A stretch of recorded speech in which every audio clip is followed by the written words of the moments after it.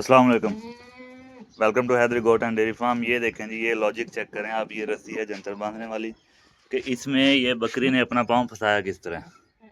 तो ये ख्याल करें कि जैसे ही आपने जंतर खोलना है उसके साथ ही ये रस्सी आपने उठा लेनी है। अब ये बकरी ने टांग फंसाई है और यहीं पे गिरी हुई है। ये तो मैं आ गया हूँ टाइम से, अगर नहीं आता इसे कोई बकरी मारती है, ये खुलने की कोशिश करती तो ये अपनी टांग तुड़वा सकती थी। तो ये एहतियात करें, सेफ्टी प्रिकॉशंस हैं ये जंतर वाले दिनों की, कि जिस रस्सी के साथ, जैसे इस रस्सी के साथ बंधा हुआ था जंतर, जैसे ही आपने जंतर खोल के बाहर फेंका है वैसे ही ये ज़रूरी है कि ये आप उसके साथ ही रस्सी खोलें।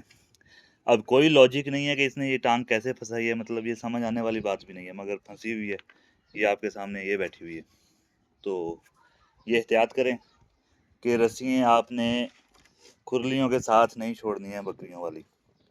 जैसे ही आप जंतर खोलें वैसे ही साथ रस्सी खोल लें।